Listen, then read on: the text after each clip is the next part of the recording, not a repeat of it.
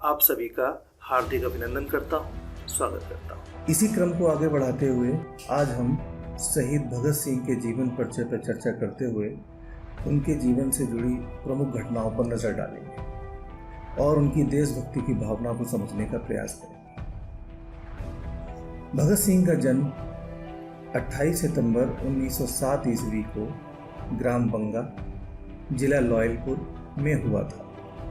जिला लॉयलपुर वर्तमान में पाकिस्तान में है। भगत सिंह के पिताजी का नाम श्री किशन सिंह और माताजी का नाम श्रीमती विद्यावती था। भगत सिंह के पारिवारिक पृष्ठभूमि की चर्चा करते हुए हम ये पाते हैं कि प्रारंभ से ही भगत सिंह की पारिवारिक पृष्ठभूमि में देशभक्ति की भावना प्रारंभ से ही कूट कूट कर भरी हुई थी। स्वयं उनके पिता श्री किशन सिंह जी और उनके चाचा अजीत सिंह जी खुद क्रांतिकारी गतिविधियों में शामिल होते थे और कई बार जेल भी जा चुके थे।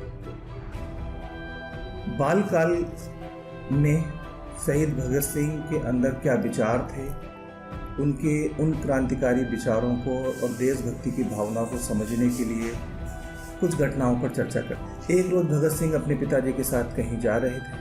रास्ते में भगत सिंह के पिताजी के मित्र मिलते हैं और वे खेतों में पौधे रोपने का काम करते हैं। वो लोग आपस में वार्तालाप करने लगते हैं और जब भगत सिंह के पिता और उनके मित्र बातों में व्यस्त हो जाते हैं तो भगत सिंह स्वयं पौधे रोपने लगते हैं। जब पिताजी के मित्र भगत सिंह से पूछते हैं कि ये क्या कर रहे हो भगत सिंह, तो भगत सिंह उत्तर देते हैं कि मैं बंदूकें बो रहा हूँ।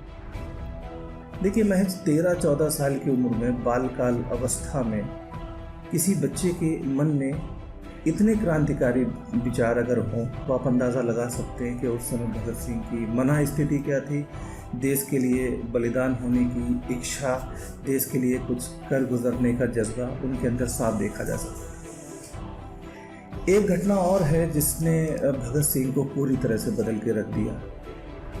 ये बात है 13 अप्रैल 1919 जलियांवाला बाग। यह एक बैसाखी का दिन था।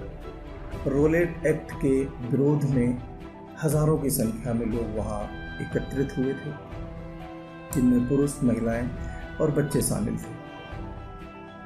ये एक शांति सभा थी और बहुत आराम से शांति बनाए रखते हुए एक वहाँ पे प्रदर्शन किया जा रहा था, अनशन किया जा रहा था। और अचानक वहाँ पर अंग्रेज पुलिस आती है और चारों तरफ से बाग को घेर लेती है। अंग्रेज अधिकारी जनरल डॉयर भीड़ पर गोली चलाने का आदेश दे देता है। बड़े ही बर्बर तरीके से भीड़ के ऊपर गोलियां बरसाई जाती हैं, जिसमें हजारों मासूम लोग अपनी जान गंवा देते हैं। इस घटना से पूरा राष्ट्र दुखी हो जाता है और भगत सिंह के बाल मन पर इसका गहरा प्रभाव पड़ता है। एक रोज भगत सिंह स्वयं जलियांवाला बाग जाते हैं और वहाँ से मिट्टी एक कांच की शीशी में भरकर वो अपने घर लाते हैं।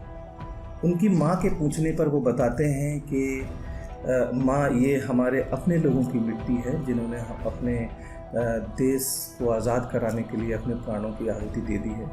माँ, मैं स्वयं प्रण लेता हूँ कि एक रोज़ मैं भी अपने प्राणों की आहुति इस देश को आज़ाद कराने के लिए जरूर दूँगा। इस बात को सुनकर माँ समझ जाती हैं कि भगत सिंह के मन में, भगत सिंह के विचारों में क्या पनप रहा था। इसके बाद प्रारंभिक शिक्षा समाप्त करने के बाद भगत सिंह आगे की पढ़ाई के लिए लाहौर के नेशनल कॉलेज जाते हैं। नेशनल कॉलेज में इनकी मुलाकात सुखदेव और यशपाल से होती है। तीनों काफ़ी अच्छे मित्र बन जाते हैं और क्रांतिकारी गतिविधियों में बढ़ चढ़कर हिस्सा लेते हैं। ये वही वक्त था जब भगत सिंह BA कर रहे थे। भगत सिंह के पिताजी एक पत्र के माध्यम से भगत सिंह से उनकी शादी की बात को पूछते हुए उनको पत्र लिखते हैं। भगत सिंह अपने पिताजी के पूछे गए प्रश्न के उत्तर में एक पत्र के माध्यम से उन्हें अवगत कराते हैं कि पिताश्री, यह वक्त शादी का नहीं है, हमें देश पुकार रहा है।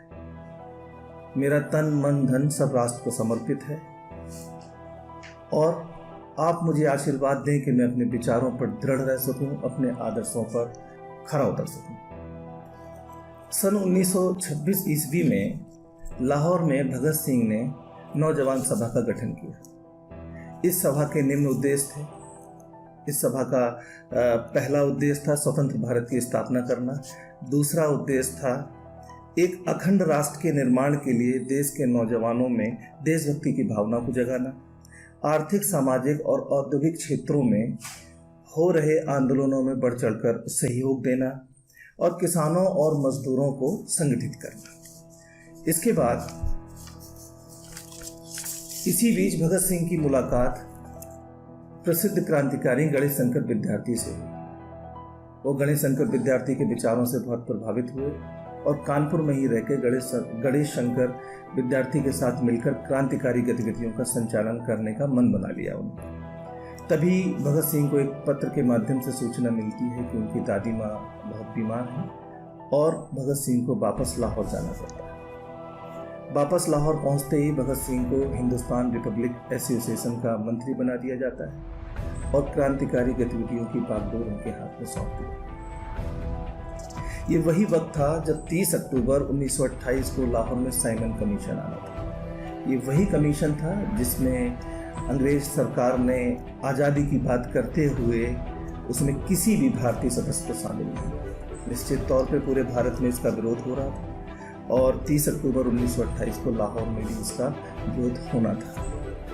इसके बहिष्कार की योजना स्वयं भगत सिंह ने बनाई थी। लाला लाजपत राय जी के अध्यक्षता में इसके बहिष्कार की योजना बनाई गई और 30 अक्टूबर को इसका पुरजोर तरीके से विरोध किया गया। गो बैक साइमन, इंकलाब जिंदाबाद के नारे लगाए गए और कहा गया कि साइमन कमीशन हम स्वीकार नहीं करेगी। अंग्रेज पुलिस ने बर्बरतापूर्ण लाठी चार्ज का आदेश दे दिया और सभी प्रदर्शनकारियों के ऊपर लाठियों से वार किए गए। इस घटना में लाला लाजपत राय बुरी तरीके से जख्मी हो गए और उनकी मृत्यु हो गई। इस घटना से भगत सिंह का मन बिल्कुल व्यथित हो उठा। वो आक्रोशित हो गए। आक्रोश में आकर उन्होंने अपने साथियों के साथ योजना बनाते हुए अंग्रेज अधिकारी सॉन्डर्स की हत्या कर दी और बड़े चालाकी से, गोपनीय तरीके से वो भेष बदलकर लाहौर से बाहर निकले। भगत सिंह जैसा कि देख रहे थे कि देश चारों तरफ से आक्रोशित हो रहा था, लेकिन कहीं ना कहीं अभी भी भारतीय युवाओं को जगाने की आवश्यकता थी। भगत सिंह को लगा कि भारतीय युवाओं को जगाने के लिए मुझे कुछ करना होगा। उन्होंने बटुकेश्वर दत्त के साथ मिलकर एक योजना बनाई। उस योजना के तहत उन्होंने राष्ट्रीय असेंबली नई दिल्ली में बम फेंका और अपनी गिरफ्तारी दी।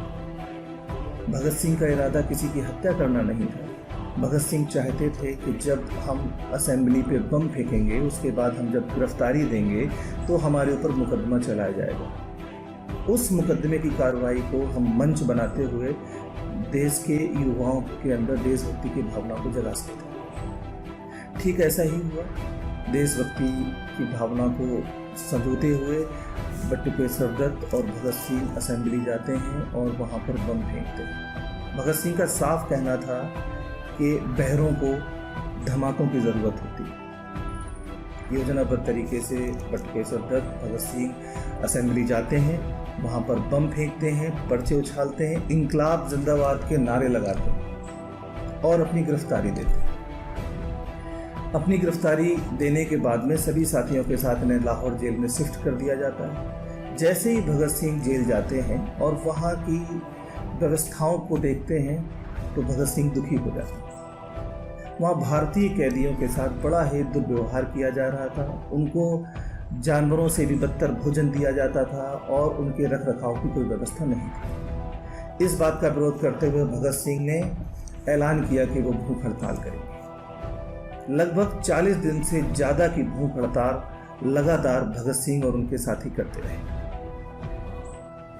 इस बीच षड्यंत्रकारी नीति को अपनाते हुए अंग्रेज सरकार ने कई दबाव दिए कि ये अपनी भूख हड़ताल को तोड़ दें, पर भगत सिंह अपने इरादों में अटल और दृढ़ थे उन्होंने भूख हड़ताल को नहीं टूटने दिया। कड़े संघर्ष के बाद भगत सिंह के सामने अंग्रेज सरकार को झुकना पड़ा और सभी सुविधाएं मुहैया कराई गई, जैसे कि न्यूज़पेपर है, किताबें हैं, खाने लायक भोजन है इत्यादि सुविधाएं सभी कैदियों को दी जाने लगी। जैसा कि पहले से 2 मुकदमे भगत सिंह और उनके साथियों के ऊपर लगे हुए थे और ये मुकदमे निरंतर चल रहे थे।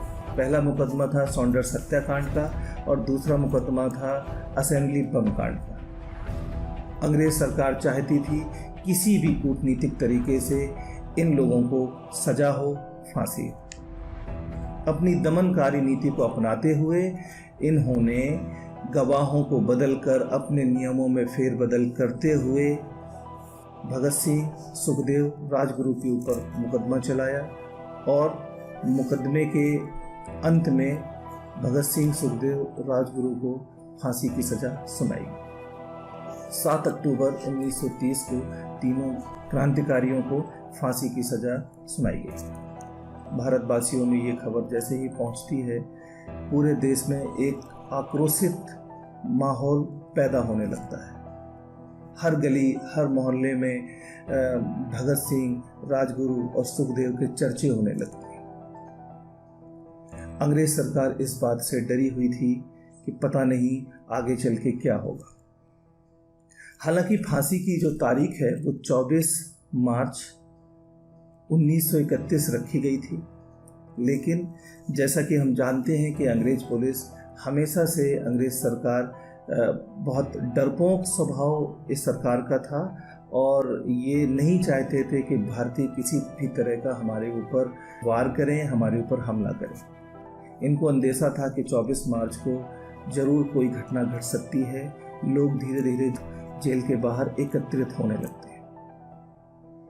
इसीलिए रातों रात अपने नियमों में कूटनीति अपनाते हुए इन्होंने 24 मार्च की सुबह फांसी न देते हुए 23 मार्च की शाम को 7 बजे का समय चुना और एक गोपनीय आदेश जेल अधिकारी को भेजा।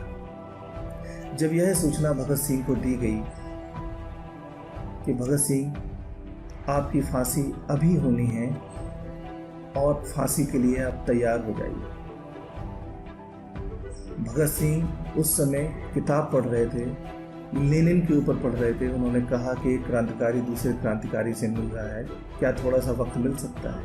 अंग्रेज अधिकारी ने कहा कि नहीं, अब आपके पास वक्त नहीं। बैरक नंबर 13 से भगत सिंह निडरता से बाहर आते हैं, बैरक नंबर 14 से सुखदेव आते हैं, बैरक नंबर 15 से राजगुरु आते हैं और तीनों ही मेरा रंग दे बसंती चोला, मेरा रंग दे बसंती चोला देशभक्ति गीत गाते हुए हौसले के साथ, निडरता के साथ फांसी के फंदे तक धीरे धीरे बढ़ते हैं। जेल में उपस्थित सभी भारतीय कैदी देशभक्ति के गीत गाते हैं, इंकलाब जिंदाबाद के नारे लगाते हैं। यह बहुत भावुक कर देने वाला पल था जब वो धीरे धीरे अपनी फांसी के फंदे तक पहुंचते। तीनों क्रांतिकारियों से जब पूछा जाता है कि उनकी अंतिम इच्छा क्या है, तो भगत सिंह कहते हैं कि हमारे हाथ खोल दिए जाएं, हम तीनों आपस में गले लगना चाहते हैं। तीनों क्रांतिकारी आपस में गले मिलते हैं और फांसी के फंदे को चूमते हैं और इंकलाब जिंदाबाद के नारे लगाते हुए वो फांसी के फंदों को स्वीकार करते हैं और इस तरह से उनको बर्बरतापूर्ण एक कठोर नीति अपनाते हुए तीनों महान भारत माँ के सपूतों को फांसी पर चढ़ा दिया। इसके बाद जेल के चारों तरफ उपस्थित लोग और देश में पनप रहे आक्रोश को एक बहुत तेज रफ्तार हवा मिलती है और पूरे देश में क्रांति की ज्वाला धड़क उठती है। ये वही वक्त है जहाँ पे सड़कों पे पुरुष, महिलाएं और बच्चे तक झंडे लेके और इंकलाब जिंदाबाद के नारे लगाते हुए रास्तों पर आ जाते हैं। इनकी शहादत के बारे में यही कहना चाहूँगा कि 23 मार्च को हम हर साल शहीद दिवस के रूप में मनाते हैं और इन क्रांतिकारियों को याद करते हैं।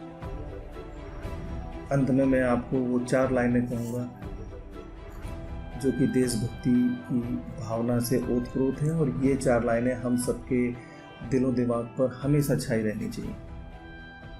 कभी वो दिन भी आएगा कि जब आज़ाद होंगे हम, जब अपनी ज़मीन होगी और अपना आसमां होगा, शहीदों की चिताओं पर लगेंगे हर बरस मेले, वतन पर मिटने वालों का यही बाकी निशान। जय।